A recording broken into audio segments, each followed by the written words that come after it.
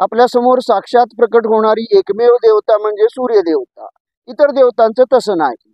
त्याने आपल्या समोर प्रकट व्हावं यासाठी आपणाला काही विशेष कष्ट, विशेष प्रयत्न करावे लागतात, तपश्चर्या करावी लागते. पण सूर्यदेव आपण फक्त रोज सकाळी डोळे उघडले की आपल्या समोर प्रकट झालेले असतात आणि आपलं संपूर्ण आयुष्य प्रकाशानं भरून टाकतात. आपलं संपूर्ण आयुष्य रोजच प्रकाशानं भरून टाकणारे सूर्यदेव. या सूर्यदेवाच्या रथाला 7 घोडे असतात. त्यांच्या रथाला 7च घोडे का असावेत, 6 किंवा 8 का असू नयेत, हा एक प्रश्न आहे.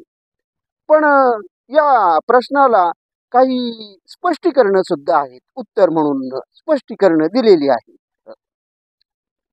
आणि फक्त हिंदू संस्कृतीमध्येच नव्हे तर जगभरच्या बहुतांश प्रमुख संस्कृतीमध्ये 7 या अंकाला विशेष महत्त्व, विशेष शुभसूचक असं समजण्यात आलेलं आहे.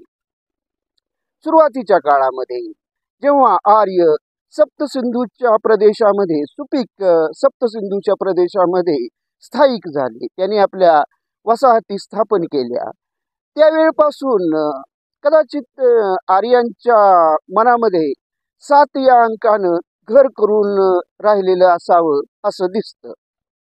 त्यानंतरच्या संपूर्ण आर्यांच्या वाङ्मयामध्ये, त्यांच्या साहित्यामध्ये 7 या अंकाचा विशेष प्रभाव पडलेला दिसून येतो. सप्तसागर, सप्तपदी, सप्तस्वर्ग, सप्तपाताळ सगळीकडं 7 आहे. आणि सूर्याच्या रथाला सुद्धा 7 घोडे आहेत. याचं काय कारण असावं बरं?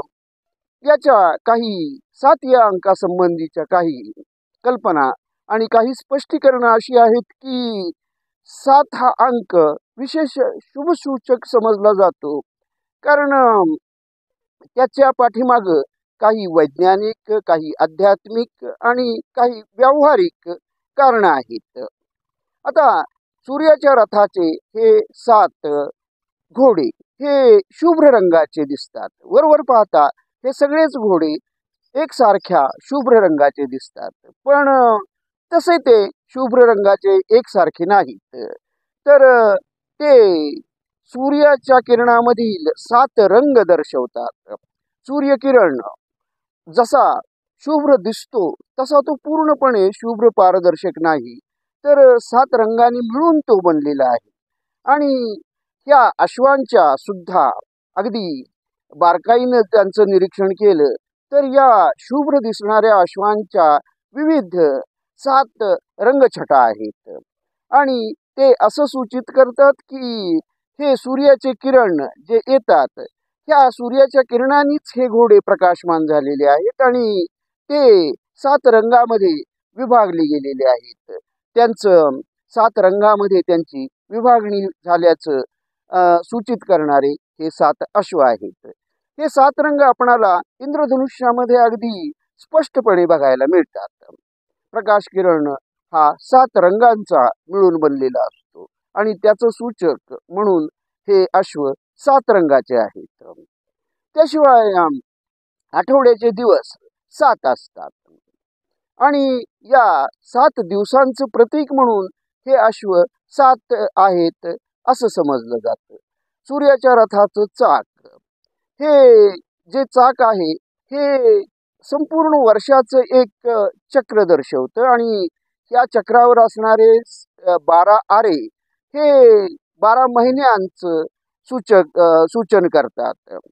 आणि काही ठिकाणी सूर्याच्या रथाला केवळ एकच चक्र न दाखवता या रथाला 12 चक्र दाखवली जातात. 12 चक्र असतात आणि ही 12 चक्र 12 महिन्यांचंच सूचन करणारी, त्यांचंच प्रतीक म्हणून ही 12 चक्र आहेत असं मानलं जातं. 12 महिने 12 चक्र आणि 7 अश्व हे 7 दिवसांचं प्रतीक.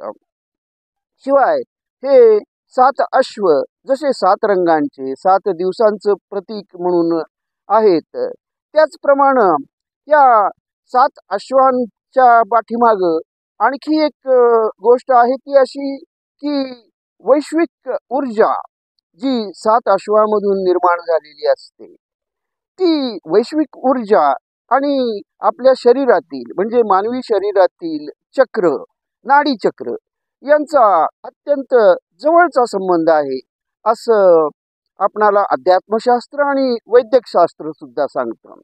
मानवी शरीरामध्ये प्रमुख 7 नाडी चक्र, 7 चक्र असतात, ऊर्जा चक्र असतात.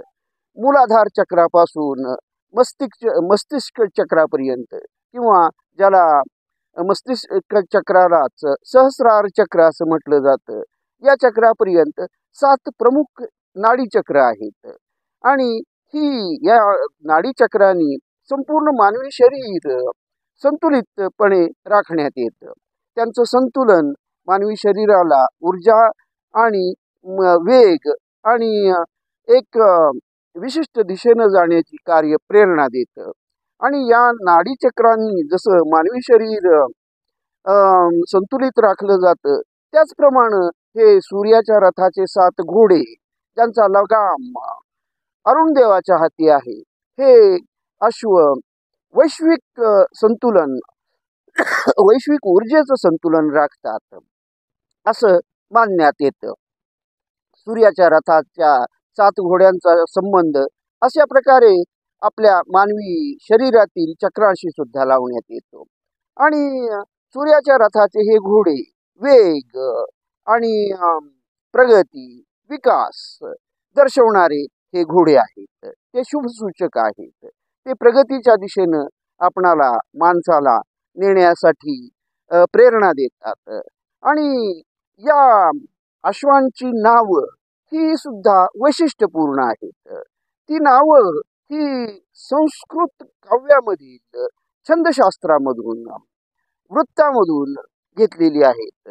संस्कृत काव्याचे 7 वृत्त गायत्री, बृहती किंवा भ्रांती, उष्णिक किंवा उष्णी, जगती, त्रिस्तप किंवा त्रिष्ठुप, अनुस्तप किंवा अनुष्ठुप आणि पंक्ती अशी ही संस्कृत काव्याची 7 वृत्त आहेत.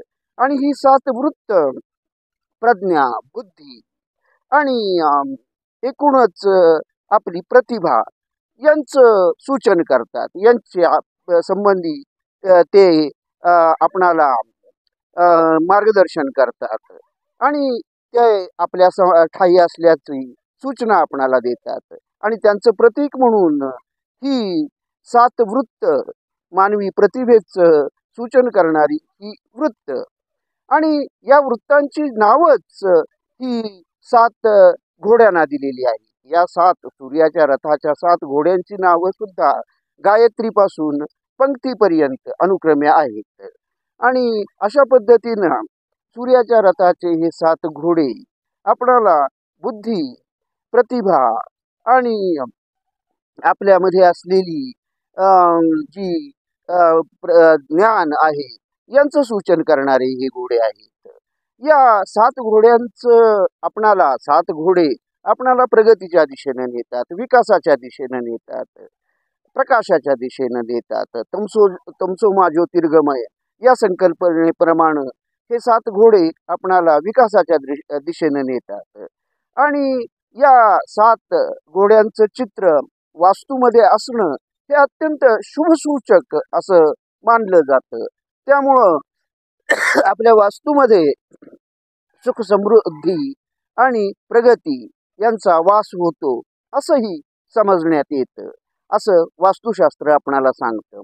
अशा पद्धतीनं सूर्याच्या रथाचे हे 7 घोडे, या घोड्यांच्या रथामध्ये स्वार होऊन सूर्यदेव रोज आपल्या पुढे प्रकट होतात आणि आपणाला प्रगतीच्या दिशेनं जाण्याचा संदेश देतात. आणि ह्या सूर्याच्या रथांच्या घोड्यांमधून वेग आणि प्रगती यांचं आपणाला सूचन मिळतं, संदेश मिळतो. त्या संदेशाचं आपण पालन करावं एवढीच सदिच्छा. धन्यवाद.